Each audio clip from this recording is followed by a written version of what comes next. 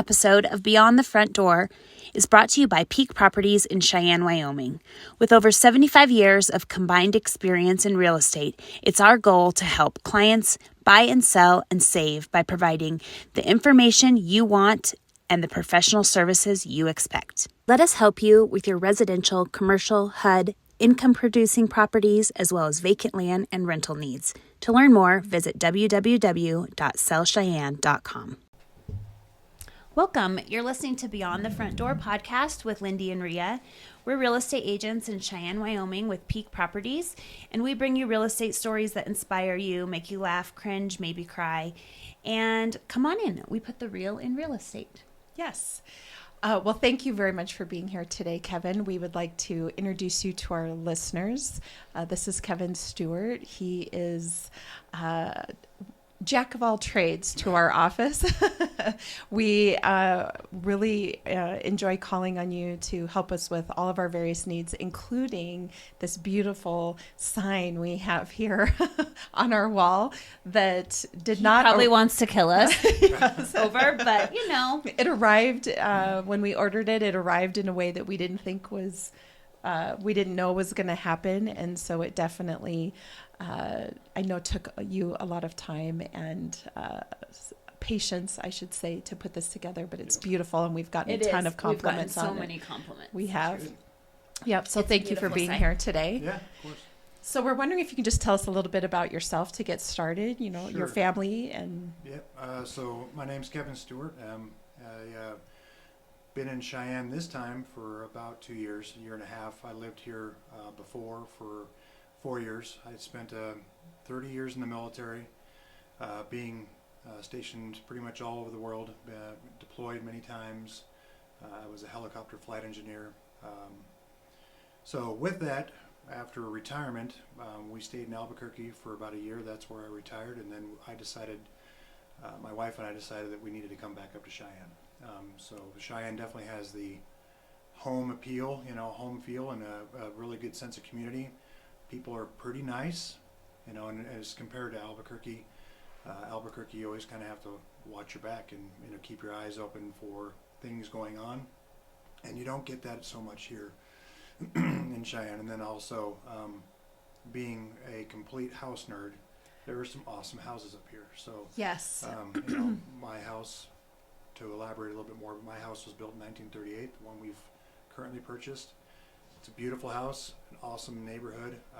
Still have people that are out there checking up on everybody, making sure that your lawn, it looks like you need a little fertilizer. Let me give you some advice on that. And so there's definitely that where it's not too meddlesome, but it seems like people here actually look out for each other. And that's what I like about that. We've talked about that, I think, even on our first episode, that, we still get out and help shovel each other's driveways. We wave at each other. We, look after each other's, kids. I know in our neighborhood, we're completely surrounded by young families. So we got to make sure that all those little ones are being looked after. So it's great about Wyoming. What other places did you live? So I was first stationed in Las Vegas, Nevada, in Nellis Air Force Base.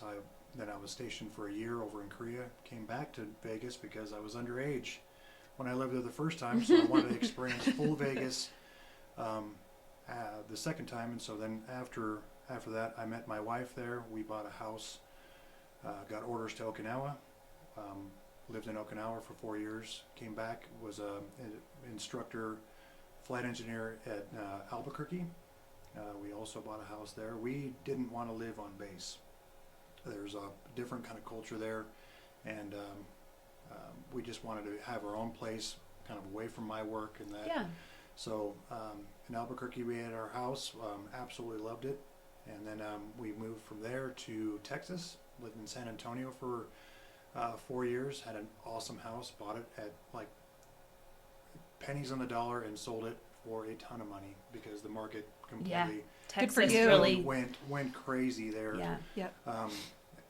From there we went up to Cheyenne, and I was fortunate enough to continue my service even after that, and went to Georgia, stayed there for 14 months. We rented a house there, and then ended up in Albuquerque, which we bought another house. And that, like I said, when we were doing a pre-interview, 6 houses, all different things. And, I wasn't the kind of person, or we weren't the kind of people that had a whole ton of money to be able to, hey, come on in and help us with this project or whatever. So I had to figure it out. So that's where all the that's skill set the jacks come of in. all trades comes with, so you got a nice truck. Well, I'm the one that's wrenching on that. This house is really nice, but that trim works really good. Well, I was the one that had to figure that out. Yeah. A lot of phone calls to Dad. Yeah. How do I figure this out? And, and then you have to, we got to really kind of put together some money so I can go buy this special tool for this thing or whatever. And so, over the years, I've accumulated the tools that I use now and all that, but all the different places, all the different real estate, the different ways they build, different builders, those things are really mine and my wife's. We just geek out on it. So, every little house is really cool. Interesting. Yeah. So you were kind of paying attention to the difference in each of the homes that you were in, how they were built, how they were put together. Yeah. Anything interesting that came out of that? I think you were saying a little bit either the house you're in now or the previous house in Cheyenne. Is that what you were saying was built a little differently? Yeah, so the houses, the one I live in now, I'm fairly positive they didn't have gas running to it, because you can see the gas lines that run on external of the house into the house. They have those kind of things where when you buy a newer house, something that's built in the 80s, all that stuff's already plumbed in there. So those come with unique challenges, but it's just something that I didn't expect. But you look at it and go, okay, well, I guess I know how to deal with that now because I know how it runs. But our favorite styles of houses would be like the Pueblo styles down in Santa Fe, or our Albuquerque house was a Pueblo style. It was had a loft bedroom, an 18-foot ceiling, and it had the front of it looked like the front of the house. Actually, we called it the gas station house because it had all the windows like a garage door. Had 33 windows throughout, but the loft style it had its own challenges because you could hear everything in the house, and other people could hear everything in the house. But beautiful Pueblo style house, great yard, good neighbors, all that kind of stuff. But we really, when we went back, we looked for another Pueblo style house and couldn't find one that we could get into that we wanted to. Interesting. But as I got more mature in the buying process, I would look at things and go, okay, I can see potential in this house. I'm going to probably pull that wall out, or I'm going to do something like that.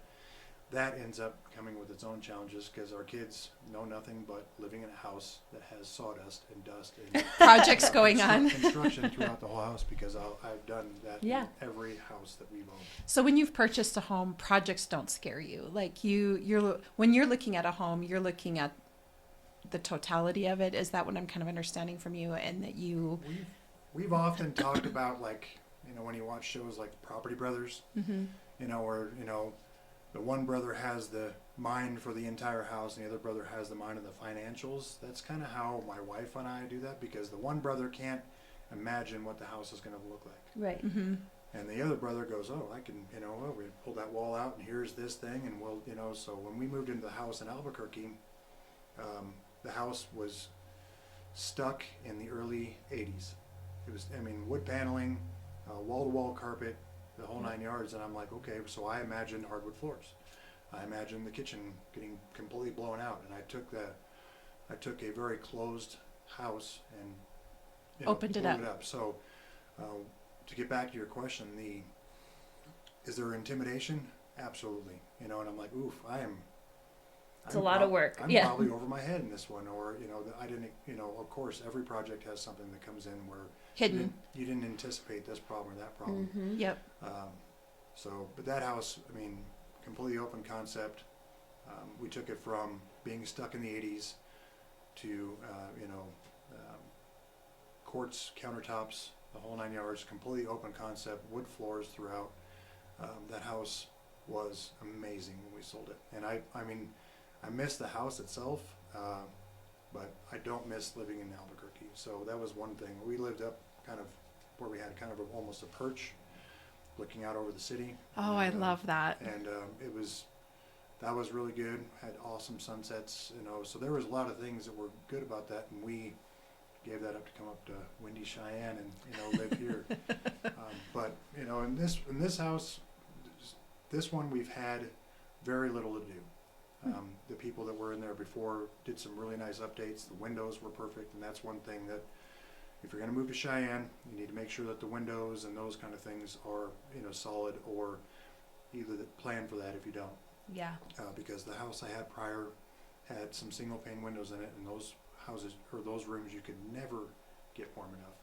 So Because that of the was- wind. Yeah. I mean, there's just no fighting that. Yeah, the wind and just the cold was always, that house was always cold. But this house had those, you know, had new upgraded windows, and the lady that lived in it before did some really smart upgrades. And then, I mean, the kitchen it's a galley style kitchen. It's completely small. It's too small for us. Thank goodness our kids are out of the house for the most part. You know, they come back in, but with us too, it's perfect. So I haven't had to do anything upstairs, which is really kind of unique. So I'm doing some things. So you keep the downstairs. projects downstairs. Yeah, everything's going on downstairs, and, you know, kind of finishing the basement and I made an actual guest room, those kind of things. But there hasn't been much to do, so now I get to work, you know, doing things with you guys.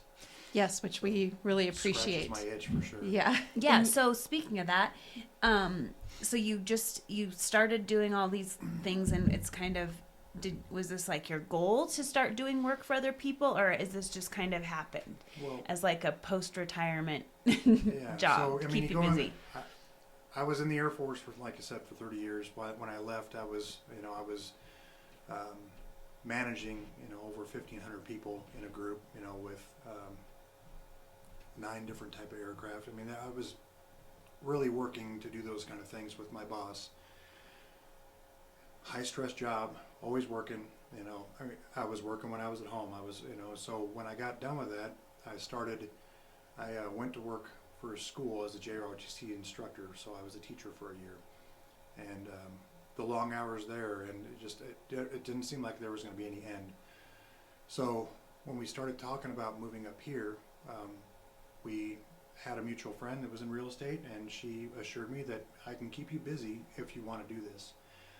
I know you're handy. I know you do great work. She'd been in a lot of the houses that I had worked on, and so she was pretty confident that I could do things. Me, on the other hand, working on somebody else's house is a little bit risky, you know, so I came up here, did a couple small jobs, started my LLC, and then after that was beginning to get more comfortable. I mean, there's still a ton of apprehension going into somebody else's house and making sure that what I do, you know, like, hey, sorry, you know, if there's something wrong with the shower, like, hey, we're gonna have to wait on that. If I were to talk to my wife, like, hey, we're gonna have to wait on that a couple weeks or whatever, can't tell a client that. You have to kind of job through that. So that was some things I had to work through, but I didn't know that this is what I was wanting to do, and I still kind of sometimes toy with the idea of, you know, maybe going back to work, like real work. But this is real work, and I have to make sure that I know that because there's a lot of times where I have some free time and I don't know what to do with that. You know? Yeah, Does that but make I do sense? think there's definitely a need for that in Cheyenne, because I have several handymen that I use that do a lot of different things, but Yep. Smaller jobs are the ones that are hard to get Yes. people to do, because obviously you want a job that's, you can remodel a whole bathroom, but what if Yeah. it's just like, for me, you built me a dog kennel, Yeah. like furniture, he built Yeah. that for us, like stuff like that. It's like, I don't have time. This is and that's hard to find people to do that kind of stuff, and it's just busy work. But And not only that, to do it really well. Yes. And you do that really well. Or like I the really sign. appreciated that. Yes. I mean, like, who would you Yes. call to do this? Right away, we were well, like, my Kevin. husband over there would have been. Yes, exactly. He's one of those ones that can do. Yeah. So I mean, that's the conversations my wife and I have quite a bit. Is the, you know, how big do I want to be? Yeah. You know? And so, you know, when we think back, excuse me, when we think back to some of the giant projects I did, I mean, I did all by myself. I'm doing most of these things by myself. I have, you know, a few buddies that I'm like, hey, bro, can you come help me put this piece of drywall above my head, because I can't do it by myself. But most of everything I'm doing by myself, and that's another challenge coming from working with so many people and having Right. interactions and being able to talk. Like this right here is going to fill my joy jar for a little bit, because I Yep. get to talk to people. I understand that. That is something, that is something where, I mean, I'm ripping through audiobooks, and listening to a lot of music and those kind of things, but it doesn't necessarily, that part doesn't fill it. What it fills it for me is the odd jobs with people that are like, man, I couldn't have done this without you. Thank you so much. And then, all right, I help them out. Yeah. Well, yeah, because people, not everyone has a handy husband or a handy person. My husband, especially now, I mean, his dad died when he was young, so he didn't learn those things from anyone. Yeah. Well, and I think too, as we have owned homes over the years, when we have went to remodel a project or fix something and you're new to it, it's trial by error, right? And the hard thing that can come with that, and I joke about this all the time because it was our first home that we owned, our first stick-built home that we owned, and we were remodeling the bathrooms. And I'll never forget. I used to tell everybody all the time, if you want to keep your marriage intact, don't remodel a bathroom because the plumbing. So he's at work one night, and the basement something started to leak and flood into the basement, and I'm freaking out, and I don't even know how to shut off the water source, and I'm calling him and I'm upset, and I finally looked at him and said, we got to put a stop to all of this right now. I can't even handle it because but the thing that's nice about, bringing somebody in to help is they kind of teach you as well. Yeah. I'm sure as you're going into homes or you're working on things, you're explaining, some of what you did or whatever the case is. And I know that it's been really helpful to us to have, as he's learning. And now, just like you, here we are 20 years later, he can do a thing or two. He's learned a thing or two, but it sometimes comes at a cost. So the ability to bring somebody in to get this done is really awesome. Thanks for noticing. So I have had the unique opportunity to be able to help out some people after your sales. Yes. And the great thing about it is that I, of course, have a huge affinity for Air Force folks, and so there's been a few sales that have gone to folks in the Air Force, and they're brand new. It's their first house. They don't know where the shut off is. They don't know, and so I got a call, and this has been like, hey, so and so gave me your number, blah blah blah blah. That continues on, which is really great. But can you come over? I think I have a sump problem. You know anything about sumps? And I'm like, sure, I know. I think I know how they work, but cruise over there, and it wasn't a sump problem at all. It was the drain in their utility room is a brand new, fairly new house, had backed up because the air conditioning, was draining the water in there. Something got in there and backed up, and I'm like, well, this isn't a sump issue at all. This is just a backup floor drain.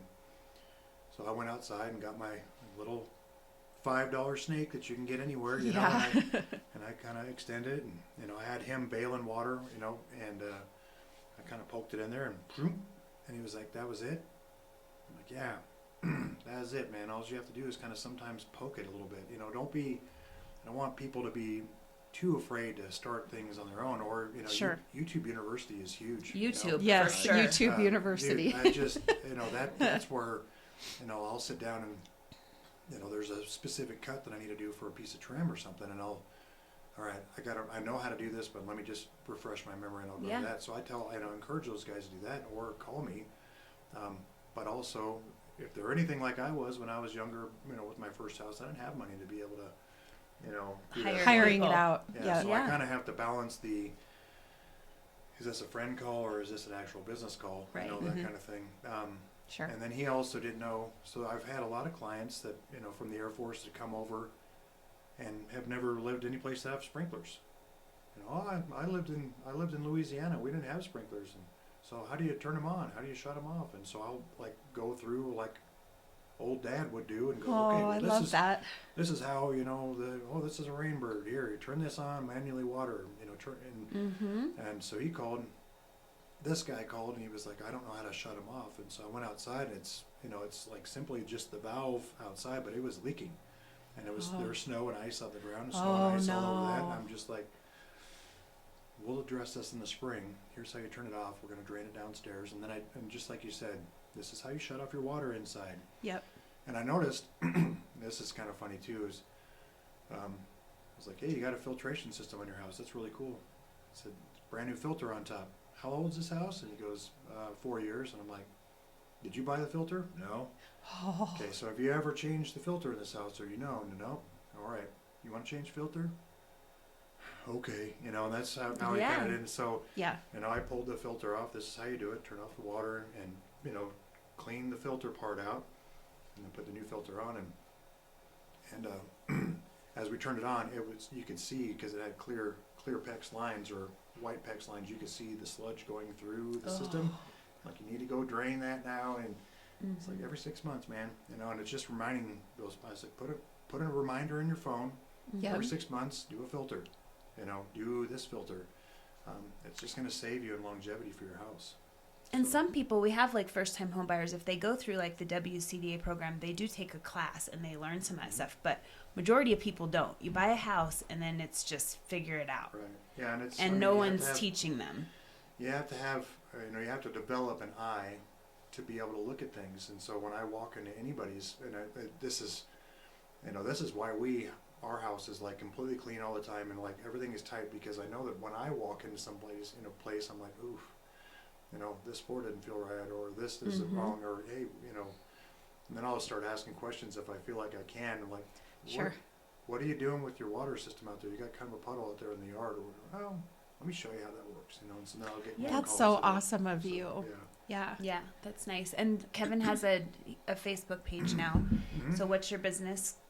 Stewy's Handyman Service. Stewy's Handyman Service. Okay, yep. I invited a bunch of people to start following you, so Appreciate that. hopefully you'll get a ton more business. Yeah. And that's the balance. I mean, we've had the page built for probably 2 months, and it's like, I don't know how big I want to be. Yeah, that is. You know. My dad when he moved down here to Cheyenne, he did the same thing. He started a handyman business. He did really well. Yep. He remodeled bathrooms and kitchens, and some jobs were big and some were small, and Yeah. there were times where it was slower than out, and he's decided he still does remodeling on his own stuff, but he now works for a surveying company. But yeah, you have to decide if you're a 1-man, 2-man, limited. Yep. You can only do so much. Yeah. So, I mean, that's where we, I kind of toy with that. I mean, the snow's on the mountains right now, and I want to ski, while I'm still Yep. fairly young. I want to go and do that kind of stuff. So, I mean, there was a job last year that was a long job. It went from January to August. And Wow. in the very beginning, I was like, look, I'm huge on communication, so I didn't bring that up at the very beginning, but I communicate.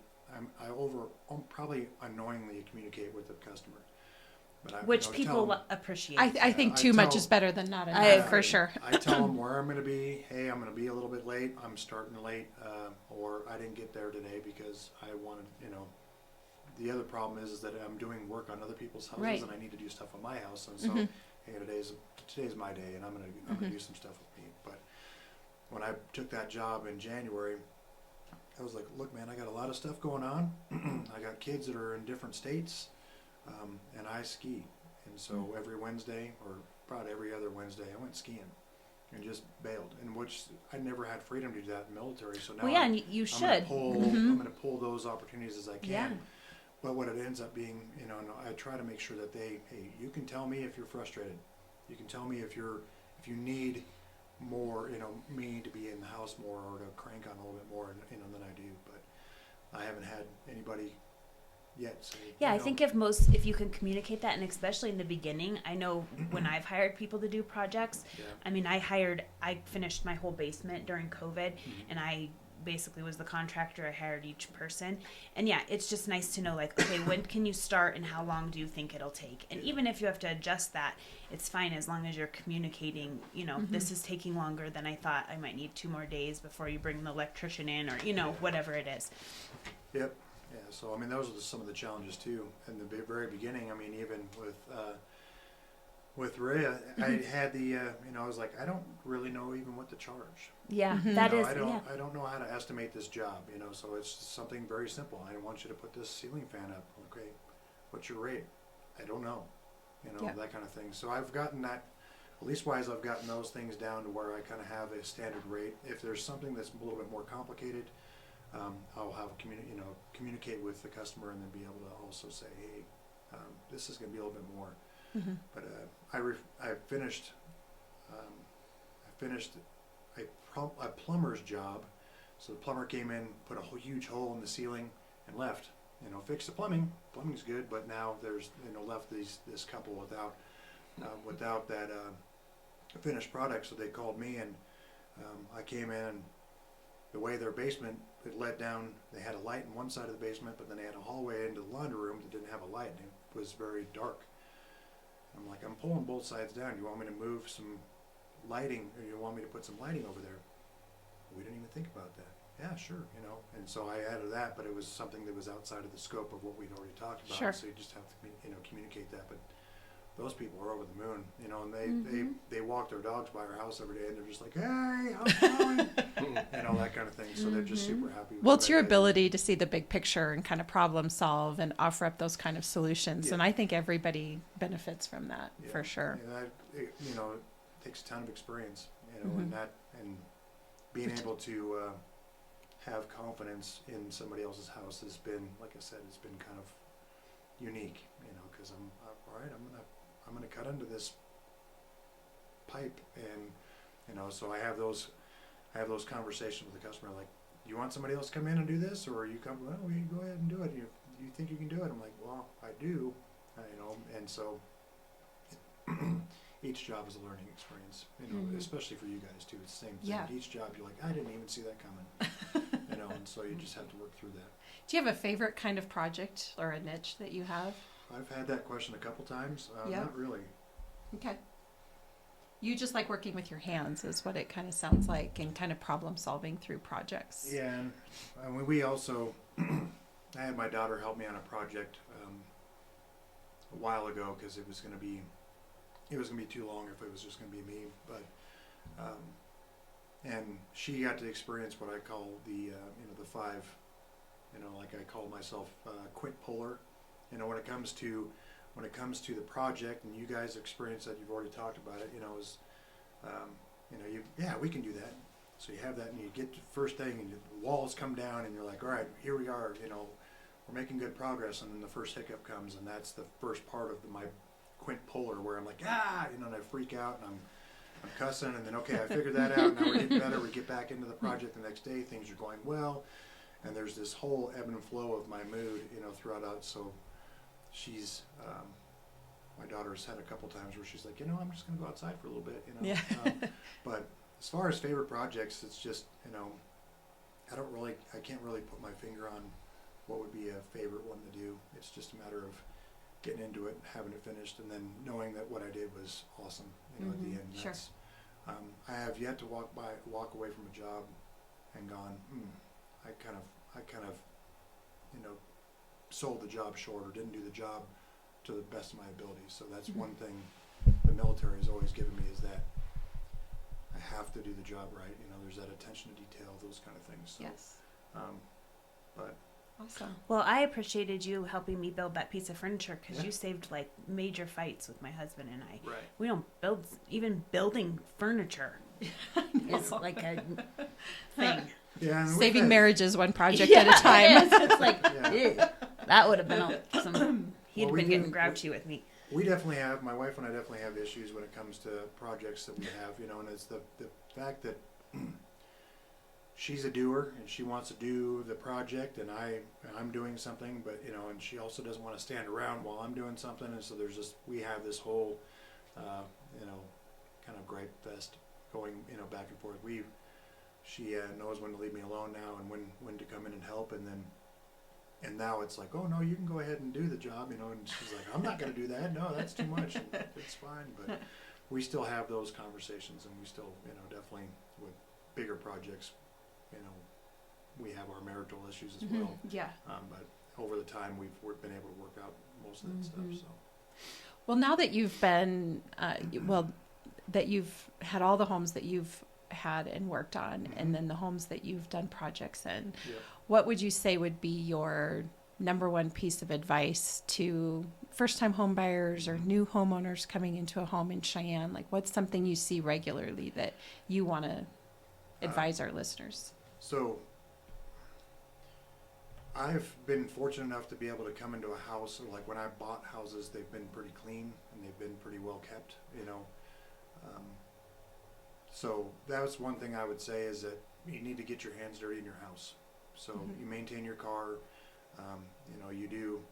All kinds of people do therapy now. All those kind of things. This is normal therapy for your house. So you need to be able to do the periodic maintenance. You need to make sure that the lawn is kept up. Those kind of things. So The paint, the chipping paint, we do see man. that a lot. Yeah, Like you do. chipping You move in a paint. house and you don't just live in it. You have Yeah. to continually Yes. work on it. And if you have, if as a new homeowner, if you have questions, there are people out there that will, make relationships with your neighbors. They have a ladder. I swear they do. They don't mind giving it out because that means that to the neighbors, it means Yes. that the house is, that the neighborhood's going to be kept up. There's been so many times while I've been called out to simple jobs, like you've said, to help close a house, and that's like literally the crappiest house on the whole block. Is the person's house that they're trying to sell. And all it would have unfortunately- taken just is doing a little bit every once in a while. Yeah, and really, you gotta get into the normal maintenance. Like I said, set something on your phone. Hey, what am I going to maintain today? Besides just cleaning inside, which there have been plenty of houses that haven't had that either. So just maintain your house. What that whole piece of the bite of, I guess the American dream. When you're saying, hey, buying a house is part of the American dream, you got to maintain that as well. So when you have that, when you have that new house, you're excited and you want to show it to, and your parents are coming over and yeah, look at this, and then over 6-7 months of time, there are things that are going to start Popping up. deteriorating. And so you have to work through that. Simple things like cleaning the aerators in your sink, that kind of stuff. And so while I'm brushing my teeth, sometimes I pull that out and clean it out, put it back up, and all of a sudden now the water's working all right. But I think I have an overtrained eye for all that stuff in the house. So, but whenever I get into somebody's house, especially a client like after the sale and that kind of stuff, I walk them through all that stuff. I walk them through, hey, my shower's kind of sticking. Well, it's just this part. Work it back and forth, and that's the biggest thing for a new homeowner is to kind of get involved, roll up your sleeves, get busy, because, you're maintaining. And for us, for my wife and I, every house we were in, we are always kind of building the renovations and those kind of things for the next person. We were building a house for resale. It was kind of, a long-term flip, if you will. And, but that was maintenance. We were doing maintenance on the house, and we were always doing something. So. Well, and I think a lot about, especially right now, that for a first-time home buyer, especially young, you hear people in their 20s talk about the fact that they don't think they can ever buy a house. And I think here in Wyoming, that's slightly different. There is the capability for somebody in their 20s to purchase a home for the first time. But you have to sort of adjust your perspective on the kind of house that you're purchasing. And maybe you are buying a fixer-upper for your first home, and that's okay. I think that's really the message as well, is that it maybe isn't the most perfect house or the most upgraded or newer house, for your first time home purchase. I know our first home purchase was a fixer-upper. And so it's okay. You just got to, like you say, roll up your sleeves and get dirty. But I think it's helpful to know that there's people like you out there that can maybe just shed some light on a few things. Sometimes you just need somebody to stand over you and go, you turn it this way, not that way, or you just need this tool versus that tool. Sometimes you just need a little guidance, And don't walk by a problem. Right. So you walk by your house all the time. There should be some kind of, some very, very subtle inspection of your house when you're walking by things like, oof, the kid ran their bicycle into the side of the wall. They shouldn't have been riding in here in the first place, but now if you walk by that and then it starts getting, bigger and bigger. Or, the drippy faucets or those kind of things, that's something that's going to get bigger if you just leave it be. Same thing with a vehicle. Oh, my tire's a little low. Well, that's going to cost you. So Better deal with it. Yeah, you got to deal with the problem, and and if you're out of your scope, YouTube University. Even if you don't know what the widget's called on there, YouTube it. And you could YouTube it while you're sitting there watching your favorite show or whatever. You can look at now. There's so many videos out there of how to pull your sink apart. You know, okay, and that's how you do that, or how to clean your traps, you know, your P traps for your drains, and there's just so many things out there that it's like, wow, that was way easier than I thought. And so if somebody hires me or calls me, I'm in and out in like 5 minutes, where they could do it for an hour, and they learn something, and then they get a little bit more confidence and be able to build on those skills. Sure. Yeah, in and out in 5 minutes is great, but I'm still charging you. And Yeah. that You're paying for that experience. in a way, that kind of hurts me, because I'm like, I don't want to charge you. You know, I want to help you be able to maintain your home. You know, that's the weird thing. So Yeah. What were you going to say something, Grant? No, No? Okay. he covered it. Our final question that we've been asking everyone is, if you could purchase property anywhere in the world, where would it be and why? Yeah, I read that question the other day, and it's so being.